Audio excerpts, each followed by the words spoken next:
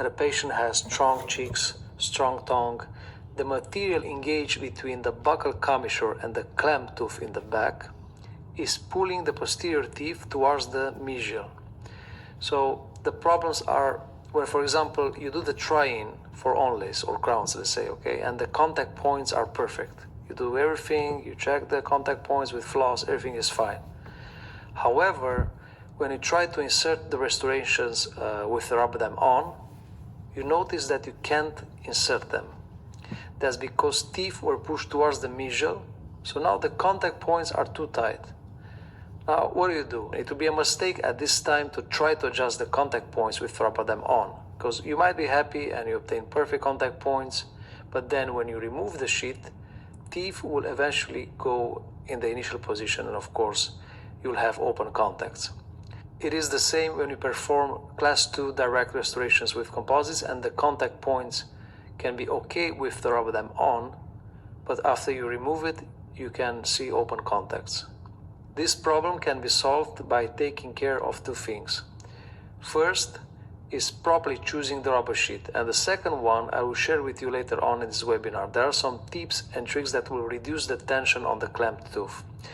So first, the sheet. As I have mentioned, you have to use non-latex sheets. There are several options on the market. You can find different brands like Dermadam from Ultradent, Hedi, Dental Dam, Paro, Isolante, Isodam. But what about the thickness? If you are using a non-latex sheet, you can choose a heavy gauge rubber dam, which I'm using actually, because a heavy non-latex sheet is flexible enough and will not cause the movement of the teeth. The biggest advantage of a heavy sheet is that you really obtain a better retraction of the soft tissue and a more stable inversion. We will talk about inversion later on. But if you have latex sheets, I would advise you to use medium, just to avoid the tension of the sheet reflected on the teeth for the reason that I have mentioned. Okay, so let me just show you a live case where you can observe how nicely we can isolate in a difficult scenario with heavy non-latex sheet, and how stable the inversion is even when I'm doing the preparation with the rubber dam on. Okay. So first of all, I can also speak a little bit about anesthesia. In the lower, I'm always doing intraligamental anesthesia. I just anesthetize, I just infiltrate just a little bit so that the intraligamental anesthesia is not so painful, okay? So I'm placing the sheet, and you notice even when I push the sheet over the clamps, because I have a non-latex sheet, the sheet is not tearing. I can really push it through the contacts. Now, what I'm doing, I'm letting my assistant hold the sheet for me while I'm passing the floss through the contacts. This is again a moment when you have a latex sheet and like a really low quality sheet. When you push the floss through the contacts, most probably you will tear the sheet. So of course you're disappointed and you give up, you remove the sheet and you say, you know what, let me do it the old way. I will just put cotton rolls in suction and I will continue like this. After I push the sheet through the contacts, I spend some time with a spatula inverting the sheet in the sulcus. Then I'm going to place the floss ligatures. This is very important. We'll talk about the floss ligature later in this webinar, and I will reveal some tips and tricks about it.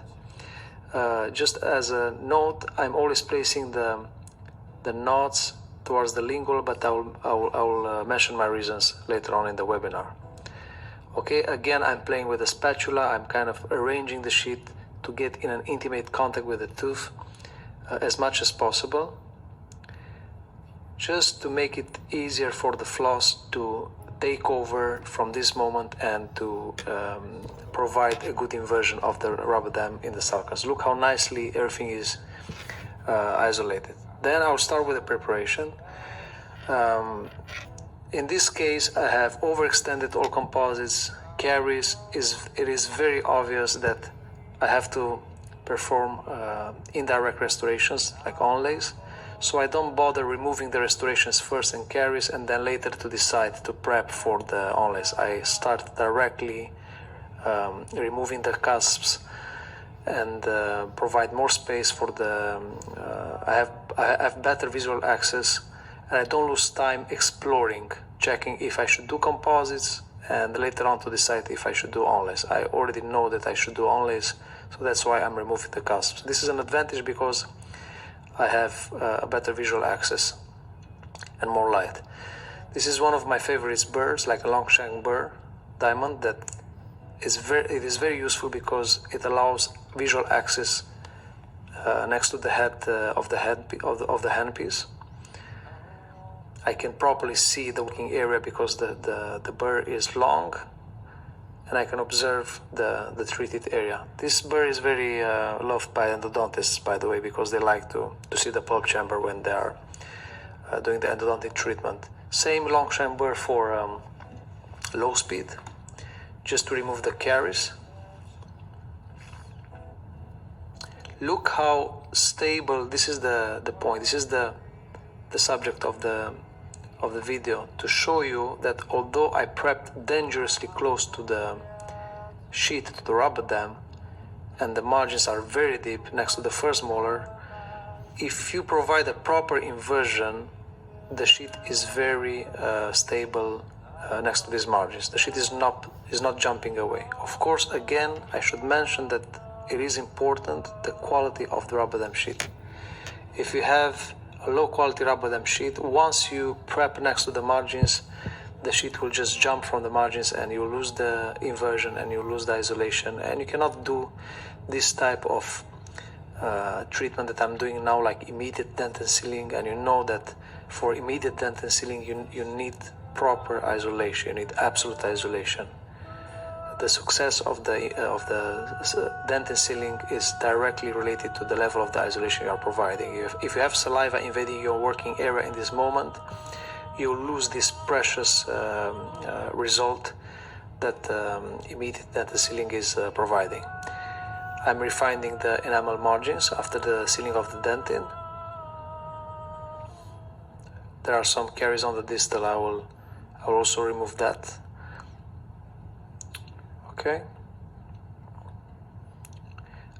Okay, so when you go really deep and you're really dangerously close to the sheet, you can use a spatula to protect the sheet, to retract a little bit the sheet, just to avoid tearing the sheet in that area.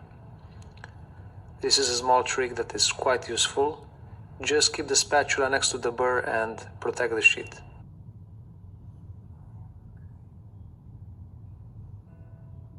Let me show you another trick. Basically, the last step is to modify an Arkansas burr with the purpose of obtaining like a polishing burr, which is the same shape like the last burr I used.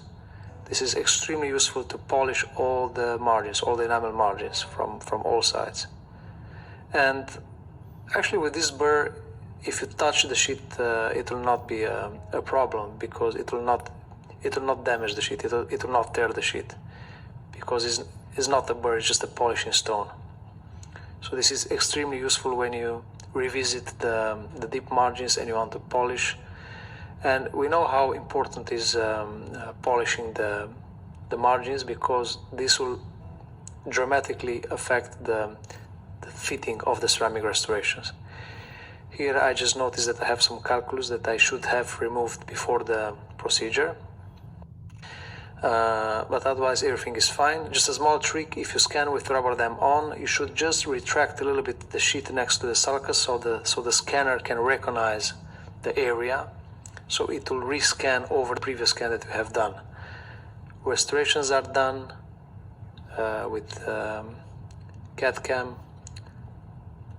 I remove the temp, just a simple composite for temporization. I remove everything with the blade. I clean. Just a secret, there's like a small tips and tricks.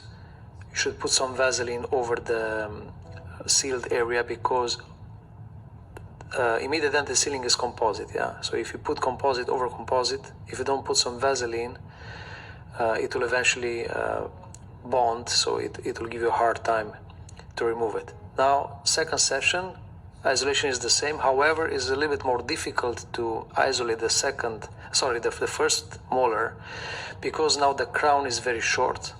so you don't have the convexity of the tooth that will help you glide and push the rubber dam over the height of contour.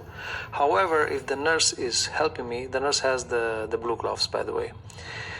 If the nurse is keeping the sheet and I devote enough time playing with a spatula or with a probe, you can use anything like a periodontal probe, a spatula, everything is useful to invert the sheet. I'm using the clamp number 2 on the opposite side. Everything is properly isolated, everything is in place. I'm using liquid dam to collect the ceramic from the tooth. Why is this important? Because I use it as a transporter, so I know when I'll put the restoration back, it will be in the same position. Because what's happening when you deliver is very easy to rotate the restorations, and there is the risk of placing the restoration rotated, and if you have the cement, it's very hard to act fast during the procedure, and you can have some failures because of this. So you should put the restoration in the same position. I'm sandblasting the IDS and the enamel, of course. I'm washing properly to remove all the powder. Etching the enamel. Actually, we can etch everything because the dentin is sealed from the previous session. And I delivered the restorations one by one. The full adhesion protocol, like etching the ceramic, silane, bonding on the tooth. I put adhesive. I'm using 3M clicker here. Placing the restorations. I don't tack and cure. I prefer to wipe the cement. Why? Because I want to be sure about the fact that the ceramic is properly fitted on the margins. And only after everything is wiped, while always maintaining the ceramic in the position, I don't let go, I cure. Now it is important to remove the excess of the composite, at least from the mesial part of the tooth, because if not, this will interfere with the fitting of the next restoration, which is the only on the first molar. Same protocol, etching, silane on the ceramic. Tooth is already sandblasted. Etching the tooth. Look how nicely the sheet is staying. Nothing is moving. The sheet is stable. I have the floss ligature holding the sheet, so I can rely on proper isolation. I can go 1 hour from the office and I can still have this isolation. I can rely, and all of this because of the quality of the sheet. Teflon is placed, perfect isolation, bonding on the ceramic, bonding on the tooth, adhesive, and ceramic goes in place. Same thing, removing the Teflon. Just a small trick, I rotate the Teflon so it will be easier to retrieve it from the contact points. Polishing with the brownie, the excess of the cement. I forgot to film the glycerine that I place over the restorations to remove the oxygen inhibited layer, and a greenie for the final polish, and the case is finished.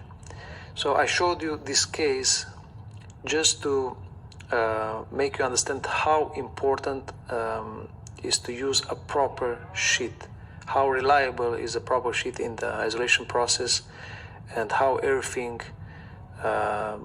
goes smoothly and you are relaxed and you don't care about all this saliva invading the working area. Okay, so let's continue with the second mistake. Mistake number 2, choosing the wrong clamp. Choosing the wrong clamp and failing the isolation because of this is another discouraging factor for dentists, because there are a lot of systems on the market, numerous types of clamps. It even gets confusing with the coding and numbering, which sometimes doesn't make any sense. And dentists are very often discouraged, and this is sometimes a factor that is pushing them away from using rubber dam. Because choosing a wrong clamp can cause traumatizing the soft tissue, not obtaining a good stability of the clamp on the tooth, and the clamp can just jump off the tooth and fly in the room, and imagine the patient will doubt your skills, and because of this you will not be so confident next time. So to make it simple and clear, I think a set of clamps should be structured addressing the isolation protocol, let's say anterior protocol or posterior protocol. I mean, we as dentists, we are practical individuals who like to have solutions to a particular problem, not a puzzle that we have to figure out by ourselves. We already have hundreds of items in the dental office, from burrs to polishing strips, polishing cups, composites. all sort of material. So at least we should have a minimized set of clamps with just a few clamps that are covering all the scenarios, and this will be more appealing for any dentist. So let me show you a difficult case and how easy it is to isolate if you know how to choose the proper clamp. So class 5 caries on upper anteriors, actually class 5 old composites, failing composites. First of all, I'm exploring with a probe to check where the margins are. Okay, how deep are the margins? Of course, after I administrated the anesthesia. Notice the caries are very deep, composites are overhanging, and there is food impaction under the margins of the composites.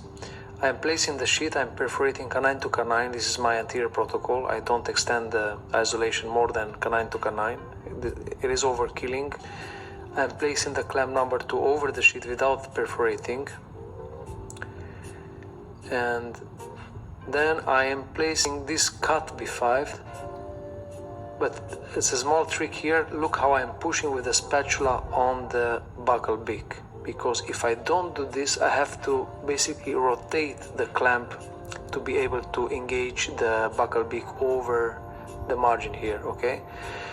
If you rotate, the beak on the palatal side will jump from the cingulum, and the clamp will not be stable. After this, I just play with the spatula and with the probe with the ball-ended tip just to arrange the sheet. So I'm not disappointed about the fact that the sheet is not properly engaged around the tooth. I just devote enough time and to rearrange the sheet. And again, I have to mention, you can only do this if you have a good, high quality rub dam sheet. The same for the second anterior. I'm placing the clamp carefully.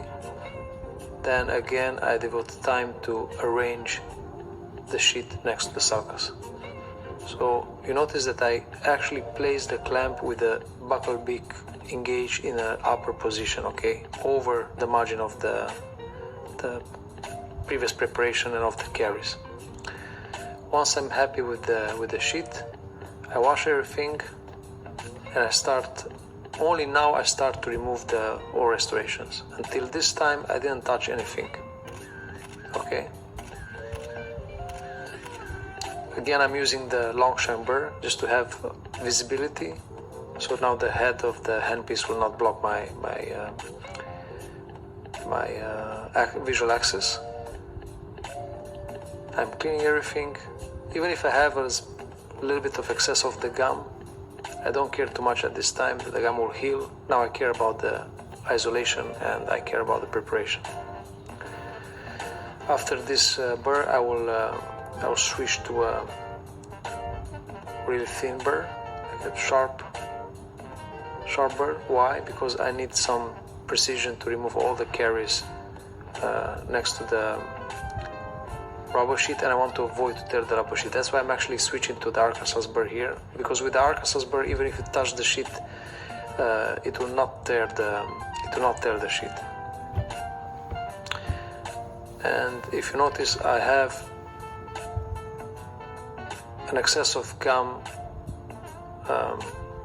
invading in the cavity. That's why I decided to use the laser and to remove the excess.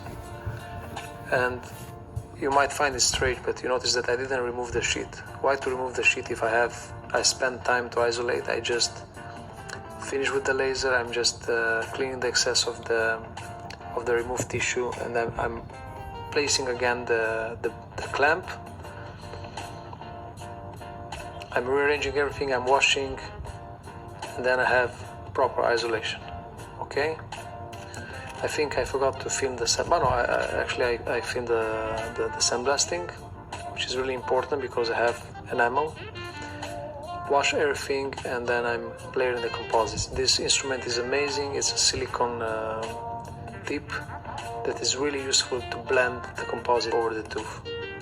Arkansas stone to polish, brownie, greeny, and all the any polishing setup that you are used to is with at this step. I'm cutting the sheet and I'm still maintaining the sheet in place to continue the polishing. So you notice how easy it was to isolate if you just use the proper clamp. Now what would have happened if I have used the before clamp? It would have been impossible to isolate in this case, honestly. The only way to isolate in this case is either with the normal B5, but you have to do the restorations one by one, or with this modified cut B5 that is useful to isolate the teeth and to do the two restorations in the same time. Finish the polishing. Glycerine again, I don't know if I have filmed it, but it is important to remove the oxygen inhibited layer. Any setup that you have, do the final polish and the case is finished. And I think the last photo is after a few days. Let me just see if I have it. Before, during, and after a few days. The gum is, even after a few days, the gum is perfect. It's perfectly healed. Okay, next mistake. Mistake number 3. Placing the clamp in the sheet without frame. I see many dentists inserting the clamp in the perforated hole without having the frame previously placed. And this will result many times in a canted, rotated position of the sheet on the face of the patient. Now, if you don't have the frame placed before, it is hard to imagine the position of the clamp. Even if you use templates, you can still have an improper position of the sheet when you finally arrange the sheet on the frame. If the sheet is properly arranged and tightened on the frame, it is also very easy to place the clamp because the sheet will not fold over your hands, and you know that this can be extremely annoying sometimes. Also, as I have mentioned, knowing the final position of the sheet will help you insert the clamp straight. So if the clamp is straight, the final setup will be straight on the face of the patient. Next mistake, mistake number 4, placing the sheet too low or too up on the face of the patient. Because very often I see the placement of the sheet in a lower position, and in this scenario, the upper part of the sheet is falling under the lip. And in this case, the upper part of the sheet is not tightened properly, and this is reflected on the isolated teeth. Because you have to think about rubber dam as an elastic band, and it has 2 ends, and it has to be properly tightened from both ends. Also, if the lip is not hidden behind the sheet, sometimes you will see saliva coming from under the lip, and the saliva will invade your working area. How do we fix this problem? Basically, I place the rubber dam on the frame and then I simulate the position of the setup on the face of the patient. You can make sure it sits straight, not canted, and it's preferably to cover the nose. I will explain why. Because imagine you prep something for upper teeth and some of the water from your handpiece might go in the nose of the patient. Also, sandblasting, edge, anything. So this can be very annoying if you don't cover the nose of the patient. Talking about this, I see many dentists folding the sheet next to the nose. Okay, so they have the sheet over the nose, but they decide to fold it. This is another mistake because they think that the patient cannot breathe, but actually the folded part will sit like a flap on the nose of the patient and will make things worse, blocking the nasal airways. Believe me, if you properly arrange the sheet on the frame, if you simulate the position of the frame sheet setup on the face of the patient, and also if the frame has appropriate size, fact that we will discuss later, the patient has enough space to breathe, don't worry. In very rare situations, due to the patient's anatomy, if despite all efforts to arrange the sheet on the frame, you feel that you still can manage to keep the sheet at a reasonable distance from the nasal airways, you are tempted to cut the sheet with the scissors and free the nasal area, but the problem is that you reduce the tension of the sheet from up. So if you have isolated anteriors, the sheet will not stay properly tightened next to them, and the sheet will not have enough force to push to retract the lip. So what you can do in these situations, just take another frame, position it upside down, and engage it on the first frame with the purpose of tightening the sheet over the nose. In this way, the sheet will sit straight over the nose, maintaining a reasonable distance from the nasal airways. But of course, this is not possible if you are using small frames and small sheets, or even worse, small frames and big sheets, when you have an excess of annoying rubber sitting on the face of the patient. The purpose is not only to isolate a small working area, you also want to create your working environment to obtain space, light, and in the same time the protection for the patient. A common question that I get asked is why I don't use templates. To be honest, I think that using templates is mistake number 5. This is an extra procedure that brings another item in the equation, and I don't actually find it practical. We have to minimize steps and reduce the number of accessories. Many times teeth are not in perfect alignment anyways, and the holes need to be offset. But how I determine the position of the punching? How do I customize the position of the holes without templates? Basically, as I have mentioned, I place the rubber dam on the frame, then I simulate the position of the setup on the face of the patient. For example, again, you can make sure that it sits straight, not canted, and it's preferable to cover the nose for the reason that we have discussed. So you cover the nose and the chin of the patient because you use big sheets and big frames, and from this simulated setup, the sheet is pushed with the fingers in the working position, and actually basically the fingers are simulating the position of the clamps. Then my assistant is taking a marker and is marking the holes, the position of the holes, by observing the occlusal surface through the tightened sheet pressed against the teeth. But the secret is to tighten the rubber as much as the clamp would have tightened it. And if the holes are perforated in this properly established position, then there is no way then the sheet would go back in a different position once is placed back with clamps and everything. So as a conclusion, the best template is the patient with his open mouth, nose, chin, cheeks, and the position of the teeth.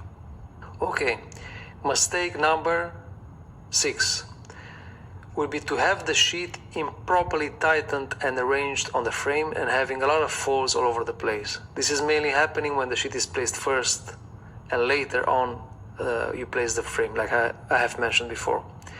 And it's not only about the aesthetics or anything, but you have to understand that, as I said, the sheet is like an elastic band. It has two ends and a fulcrum in the middle, which is the clamped tooth.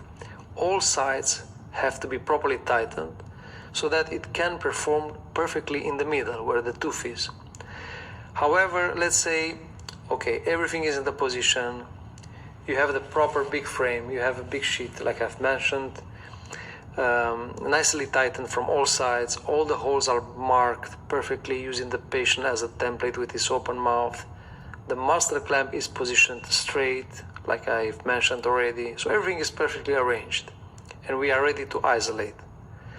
Now, the mistake number 7 is the positioning of the hands, and especially when you isolate lower posteriors. I see this very often. A common mistake that I see is holding the forceps from up, because it looks like the natural way to grab it, okay? But the problem is that when you're actually placing the clamp, your entire arm is in an unnatural and unpractical position, and you can't see the clamp because of your wrist. Basically, the wrist and your hand are blocking your visual access. So it is more practical to grab the forceps from down. Now your arm is relaxed, close to the body, and holding the setup in this way, you will approach the area to isolate. So basically, you are using both hands in the same time to manipulate the frame, sheet, clamp, forceps setup. And in this situation, your wrist and hand will not block your visual access to the forceps and the clamp. I promised earlier that I will talk about some tips and tricks that will avoid the tension on the sheet reflected on the clamp tooth. When we were talking about the thickness of the sheet and we were talking about the type, if it's latex or non-latex, how to reduce the tension in the back, not to have the tooth pushed towards the mesial, okay, and to have the problems with the tight contacts. So from this position, instinctively, you may want to go directly towards the anchor tooth. Okay, you have everything in your hands, you go towards the tooth.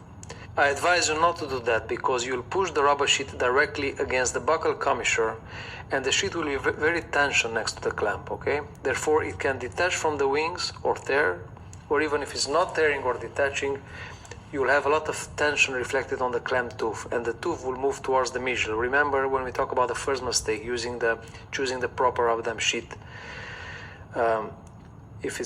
If it's too much tension on the clamp tooth, the tooth is moving towards the mesial, and when you isolate and you want to deliver the ceramics, you will not be able to insert them because of the contact points. So the solution was to use the proper rubber dam sheet, and the second solution is to apply these tips and tricks that I'm going to tell you about. The solution is to push the clamp not directly to the tooth, but in the middle of the mouth. And only after reaching this position, both hands go together to the right or to the left, searching for the anchor tooth, depending on the quadrant you want to isolate. While you are doing this, the index of the middle finger of the left hand is always controlling the position of the clamp, and in the same time is pushing and retracting the cheek to the left or to the right, again depending on the approached quadrant. Now, because you are moving from the middle of the mouth towards the tooth, you will now have enough reserve of rubber material engaged between the buccal commissure and the clamp, so the rubber sheet will not be tensioned. Now you have visual access between the left hand and the right hand. Nothing is blocking your eyes to see the clamp because you are holding the forces from down, like I have mentioned, so you are in perfect control. You have a relaxed body posture and your hands are in the most ergonomic position. You're not keeping your arm up in the air. Then you can attach the clamp and proceed with exposing the teeth and inverting the rubber dam. Okay, how about when we are isolating upper posteriors? Because now I will tell you about mistake number 8. Let us review a small detail about the position of the clamp for upper posteriors. Basically, the clamp rotates to end up with the arch oriented to the distal. So you have to anticipate that and position the clamp in the rubber sheet with the arch oriented towards the lower part of the frame this time. Accordingly, the position of the forceps is reversed and it is rotating together with the setup. At this step, the mistake will be to hold the forceps with my right hand. If I do so, I cannot see the clamp. Also, I can manipulate the clamp with my left hand from this angle. Therefore, the solution will be to hold the forceps with my left hand. Many dentists might say that, okay, they are not left-handed, but let's face it, we are all ambidextrous due to the nature of our daily work and performance. We are always using our both hands. So, forceps in my left hand, right hand is holding the frame, and once the setup is on the face of the patient, right hand moves to the clamp, controlling the arch with the index. The index of the right hand is controlling the clamp this time while placing the clamp on the tooth. So in this way, I have perfect visual access to the clamp and I can actually see the teeth through the perforated hole. But again, you should avoid heading directly to the anchor tooth because I'm telling you the sheet will be pressed against the buccal commissure and it can detach or tear or it can have tension on the clamp tooth. In the same way we isolated lowers, I am pushing the clamp in the middle of the mouth. And only after reaching this position, I move towards the anchor tooth and place the clamp. All this time, I control the clamp with the index of the right hand placed on the arch of the clamp. Isolating the other quadrant, the upper left side of the patient, everything is the same. Left hand holding the forceps and right hand controlling the clamp. Mistake number 9. Anterior protocol, not placing anchor clamps on the premolars. I see this all the time in the isolation for anteriors. Basically, anteriors are exposed and no clamps in the back. And the sheet falls like a curtain behind the palatal side of the anteriors and there is no space to work from the palatal aspect for that reason. If you work like this, all the water from the handpiece will fall on the chest of the patient because you don't have like a space from where you can suction the excess of the water. Or another mistake in my opinion is to use rubber dam stabilizing cords, like some small elastic cords that are placed between the contacts of the premolars or canine and premolars. The problem is that if you place the elastics, they will act like a wedge and the teeth will surely be pushed towards the mesial. So again, you'll have the problem with the contact points. Also, the sheet is not properly retracted to the distal. Same thing, I see some dentists, they cut small pieces from the corners of the rubber sheet, and they use these small pieces as cords. The question is why. It's so easy just to put some clamps on the first or second premolars and have the sheet pushed towards the distal, and consequently obtain more space and retraction in the back, and the sheet is more stable and it can slip away from the teeth. How about punching the holes to expose the isolated teeth? We can talk about a few mistakes here. Mistake number 10 is to perforate with bigger holes than necessary. As I have mentioned, the sheet should strangulate the neck of the tooth in order to obtain a perfect isolation and hermetically closed circumference. Now, if the sheet is squeezing on the cervical part of the tooth, it will be more stable once it is inverted in the sulcus. And you can't obtain these results if the holes are too big. Eventually, you will see the gum exposed and saliva will invade your working area. For example, let me show you the puncture. I will never use the big hole of the puncture. The only time I use it is when I punch for the clamps for open dam, but I will explain this later. I would punch with the second hole for the molars, the third one for the prepped molars, fourth hole for the premolars, and the very last one, anteriors, everything canine to canine. Of course, this is possible with a good sheet that is not tearing out once it is stretched over the clamps. Now, what about the distance between the holes? This is mistake number 11. Not having the adequate distance between the holes. If the distance between the holes is too big, you will have an excess of rubber between the teeth that will cause several problems. First, it will be hard or impossible to push the sheet between the contacts if you have too much material. Another issue is that this excess of rubber can sit on the prep margin in the interproximal area, whether you have a prepped crown or onlay, or even in case of a class 2 cavity. The rubber will be in the way of fitting the ceramic. If the excess of the rubber is sitting on the margin, you want to fit the ceramic and you cannot fit it. The solution to avoid this mistake is, as I've mentioned, to use the patient as a template and customize the position of the holes by letting your assistant draw with the marker in the middle of the occlusive surface or the middle of the incisal edge for anteriors, while you tighten the sheet with your fingers and simulate the position of the clamp with your fingers. Now let's talk about inversion and the mistakes that can occur related to this subject. Mistake number 12. Mistake number 12 will be not performing inversion at all.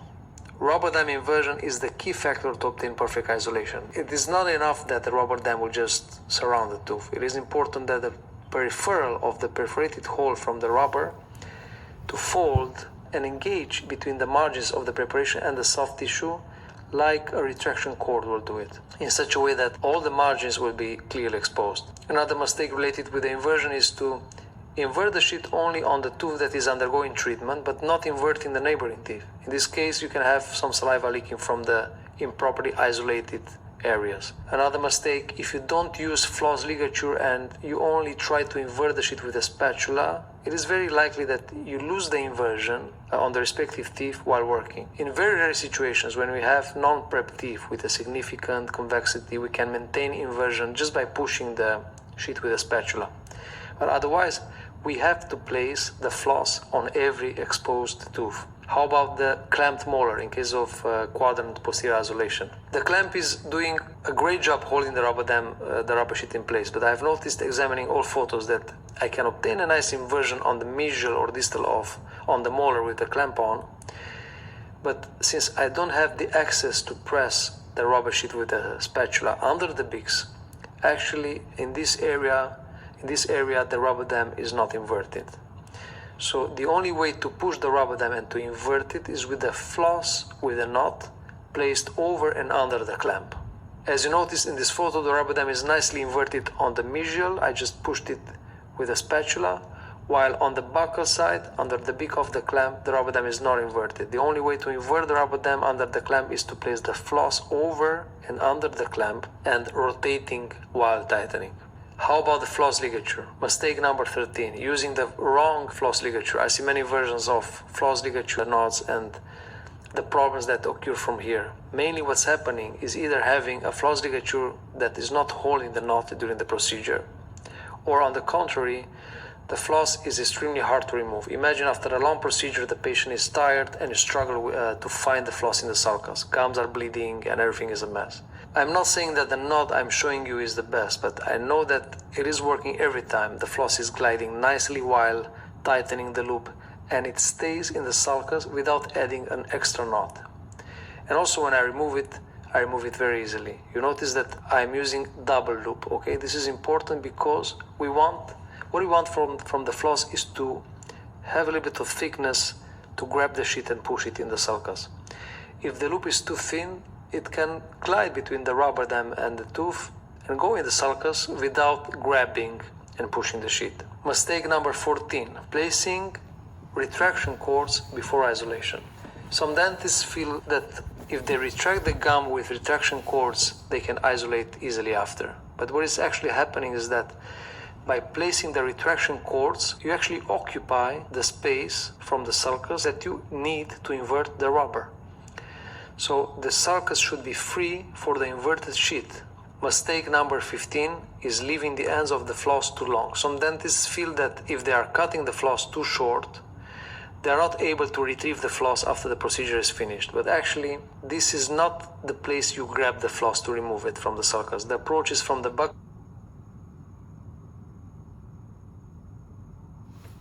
side with a probe from deposits on the buccal surface, or it will interfere with the aesthetic of the ceramic restoration and so on.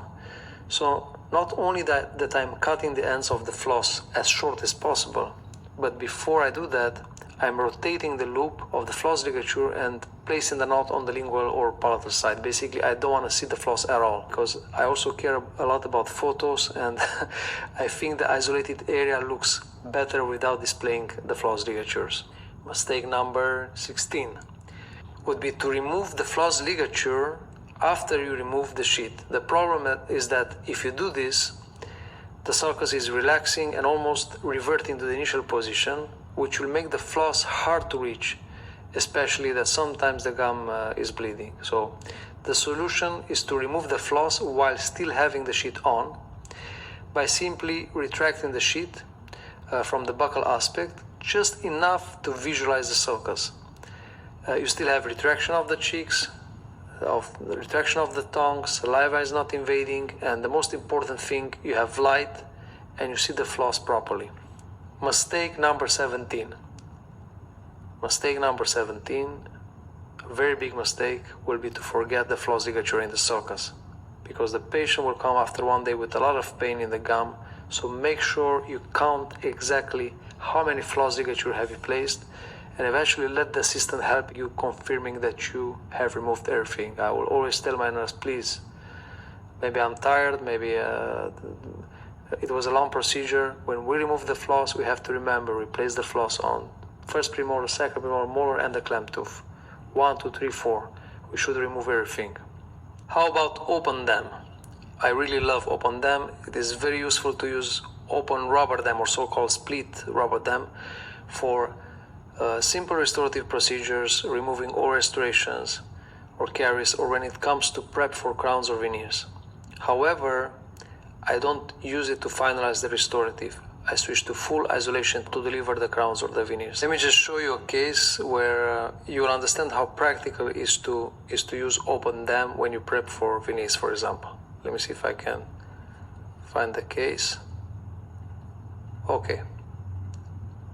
So this case, we have to prep 4 anteriors. I'm actually doing the mock-up and then place the open dam. Look how much light I have, how nicely the lip is retracted, and even if I prep, nothing will go in the throat of the patient. The throat of the patient is protected, but I will explain you actually how. Now, I'm doing the preparation through the mock-up, I'm marking the lines, I'm doing minimal invasive preparation. After everything is prepped, I check the Andy shade to tell the technician the Andy shade of the prepped teeth. I'm placing the cords. Even when I'm placing the cords, I'm still keeping the rubber dam on. This is actually the second chord. I have another chord in the sulcus, and this is the second chord to obtain the lateral displacement of the sulcus for the purpose of obtaining a perfect impression. Okay. I'm actually using 3M paste on top of the second chord to retract the soft tissue and to prevent any bleeding. This 3M paste is amazing for that purpose. I removed the first chord, and you notice how nicely the soft tissue is retracted. I can already see the margins of the prep teeth. I still have the first chord inside. Of course, I will remove now the sheet, and I will take the impression. I will eventually do the temps after, and that's it.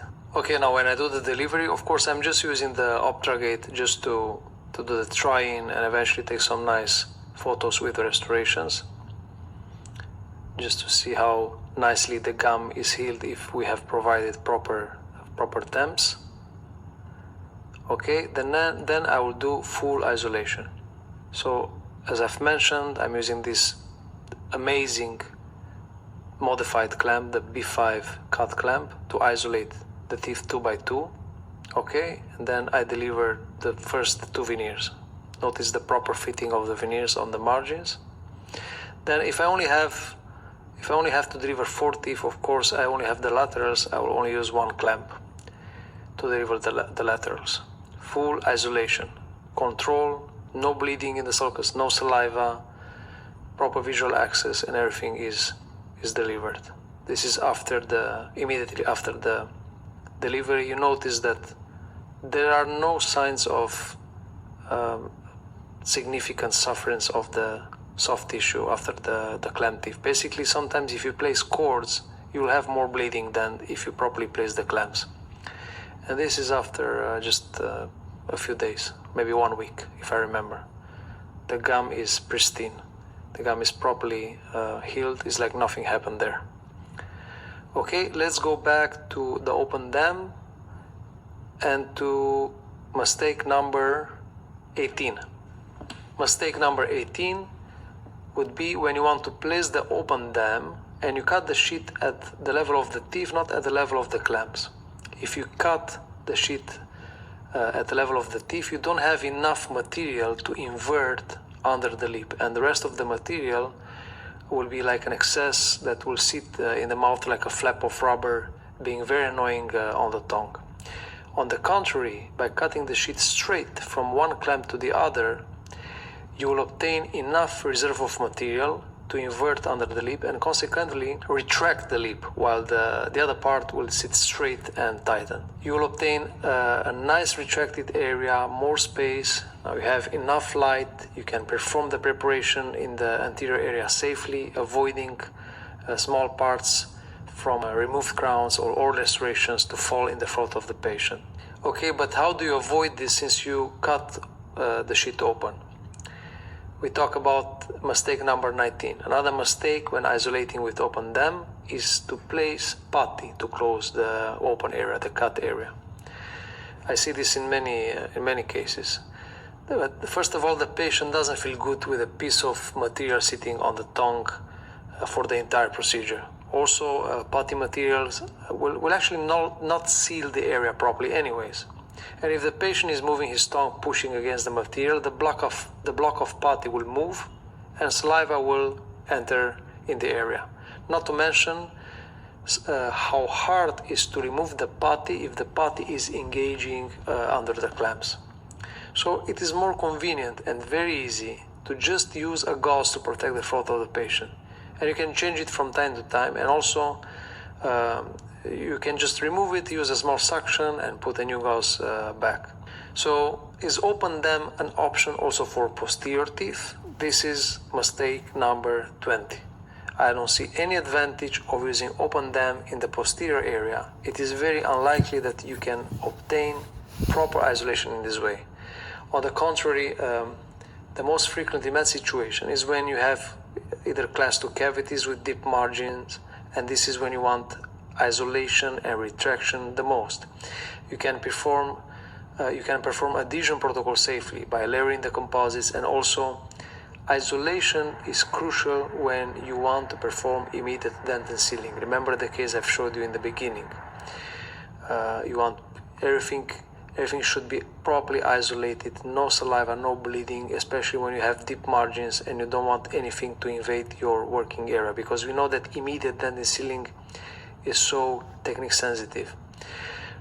When you deliver the restoration, it is also mandatory to obtain absolute isolation.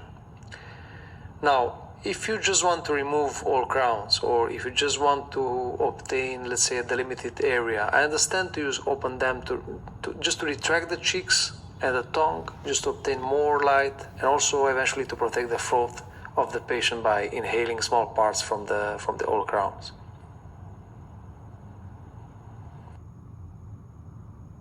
So guys, let's have some conclusions. What do you think about the mistakes that I have presented? If you feel that there are other mistakes that I haven't mentioned in this presentation, feel free to add it in the chat section. I already have see that there are a lot of questions, so we will answer all. But basically, I think that I have presented the most common mistakes in rubber dam isolation that can happen in daily restorative dentistry. And I focused on the mistakes that can discourage dentists to use rubber dam, not on the small mistakes, just some mistakes that can just, they don't have so much importance in discouraging dentists to use rubber dam isolation, because that was my focus. So please let me know your feedback, and any other question, just put a question in the chat section. I see that there are some questions already, and I will try to answer them all.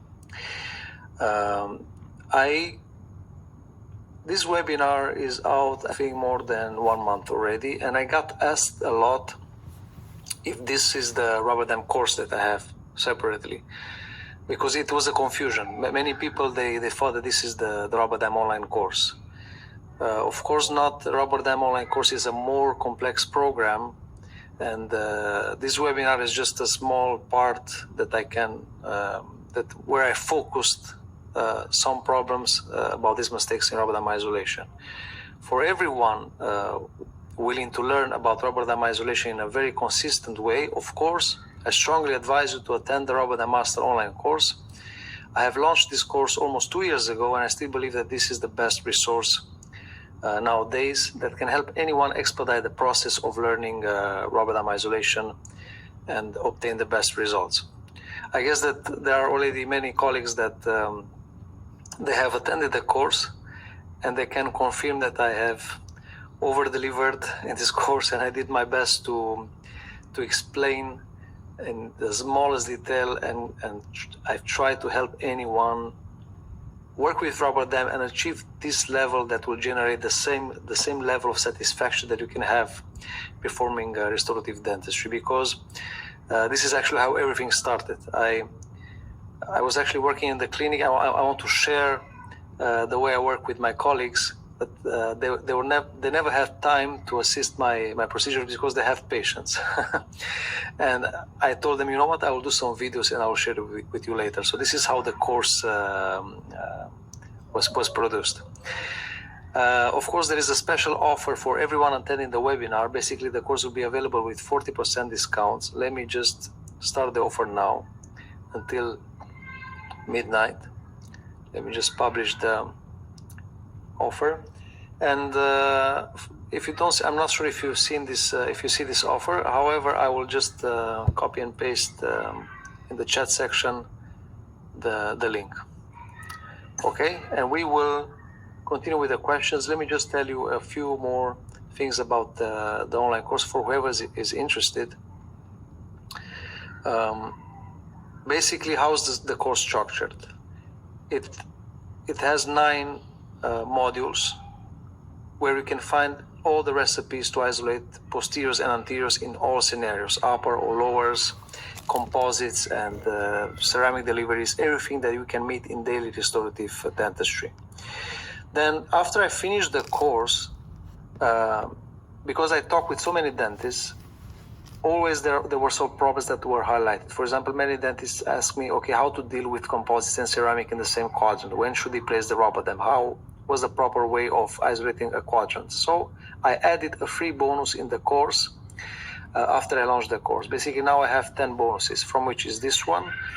There is another one delivering veneers, ceramic veneers with rubber dam. Another very important bonus that I added later, it's a bonus called hands. Basically, here I talk about the ergonomics in rubber dam isolation. I describe every small gesture that is important to obtain a fast and reliable workflow. This is so important. Where do you keep your hands? Where do you keep your head? What's the position of the patient? What's the positioning of the hands?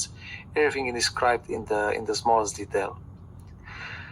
Another very interesting bonus that I added later in the course, it was about class 5 composites performed with rubber dam isolation. We have already seen in the webinar this case with anteriors, but in this bonus I describe also posterior and premolars, everything, and not only the isolation, as I told you, also the restorative procedure. I describe everything I do, what's the instrument I'm using, and everything. Again, this is a very cool bonus that I added later. It's a downloadable video, a small video that can be shared with the patients on their WhatsApp or wherever. You can play it in the waiting area, because this bonus is explaining rubber dam to the patients. This was again requested from so many colleagues. So basically, they told me, Kalim, but we need to explain, we have a hard time explaining the rubber dam to the patients. The patients are not accepting rubber dam. So I created this video, which is like an animation, where I answer the most difficult questions a patient can ask the dentist about rubber dam, and you'll find this very valuable. I also want to tell you about the fact that there is a special section in the course where you can ask any question, like now, you can ask any question even now, but in this